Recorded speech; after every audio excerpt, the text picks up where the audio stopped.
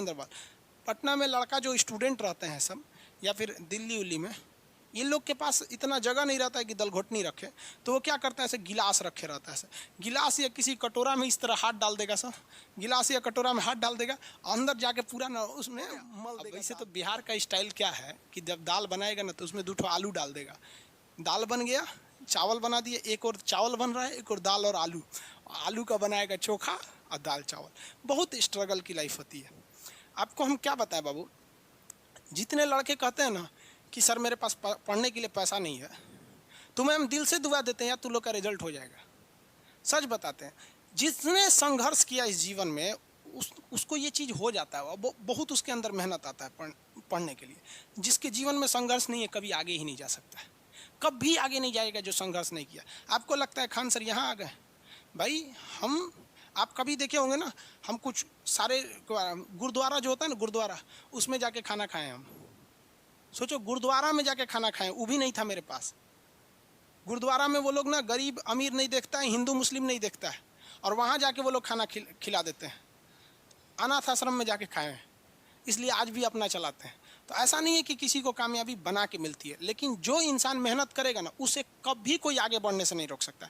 पढ़ाई से मुंह मत मोड़िएगा, समस्याएं आती रहेंगी जाती रहेंगी, आप पे लोग हंसेंगे। याद रखिएगा मेरी बात, जिस जिस पर ये जग हंसा है उसने इतिहास रचा है। हमारे रिलेशन में बहुत से लोग कहते थे कि का ये लड़कवा को पढ़ा रही हैं, क्या करेगा, पढ़ के कोई राजा महाराजा हो जाता है। हाँ, एक को भेजिए कहीं काम वाम करने के लिए, सऊदी उदी भेज दीजिए। मुस्लिम लोग तो ज़्यादातर सऊदी चल जाते हैं, लेकिन मम्मी मेरी नहीं, मम्मी को पथरी था फिर भी नहीं पढ़ा, कहती नहीं बाबू तुम पढ़ो ही पढ़ो। आज भी, आज तो मन नहीं करता उन लोगों से बात करने का, और कहते हैं कि देखो पढ़ाई का मतलब क्या होता है। तो इसलिए हम आपको भी कहते हैं, थोड़ी तकलीफ होगी बाबू, आप गरीब घर के होंगे, मेहनती घर के होंगे, थोड़ी तकलीफ होगी, शायद घर से पैसे कम आते होंगे, लॉकडाउन में और कम आते होंगे, तो आप घबराइएगा नहीं बाबू इससे। लॉकडाउन में यदि आपको तकलीफ बढ़ी है तो आप मेरी बात मानिए, आप खुश हो जाइए, बहुत ज़्यादा खुश।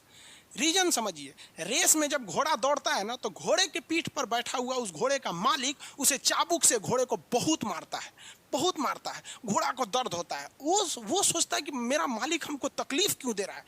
उस घोड़े को पता ही नहीं है यार तुम्हारा मालिक तुम्हें जिताना चाहता है। उस चाबुक के डर से वो घोड़ा दौड़ता है और लास्ट में वही घोड़ा जीत जाता है।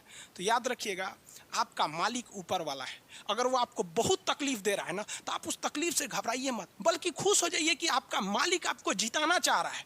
जिस घोड़े को चाबुक नहीं पड़ेगा वो कभी रेस नहीं जीत सकता है। तो जिस इंसान को कभी तकलीफ नहीं देगा भगवान, वो कभी आगे नहीं जा सकता है। वो पत्थर कभी नहीं पूजा जाएगा जिसे छीनी हथौड़ी से तराश कर एक मूर्त की मूर्ति न दी जाएगी यहाँ पर। तो आपके जीवन में अगर तकलीफ नहीं आती है तो आप आगे नहीं बढ़ेंगे। और जिन्हें तकलीफ आती है, गरीबी आती है, समस्याएं देखने को मिलती है, पड़ोसी हंसता है, याद रखिएगा एक दिन वही लोग आपका नाम इज्जत से लेंगे वहाँ पर। और फिर आप उन लोगों से, खैर आप माफ़ कर दीजिएगा, सबको माफ़ कर दीजिएगा। ये बहुत बड़ा अपने आप में बल है। सबसे बड़ा बल नाभिकीय बल होता है, सबसे बड़ा बल, और सबसे कमज़ोर बल गुरुत्वीय बल होता है। लेकिन हमारे हिसाब से सबसे बड़ा बल होता है कि जब आप गुनाह न किए हों और आपको सज़ा दिया जा रहा हो, और फिर आप उसे माफ़ कर दें। कोई आपसे बिना वजह खफा हो जाए और आप उसे माफ़ कर दें, ये भाई साहब दुनिया का सबसे बड़ा बल है। ये सबके पास नहीं होता है।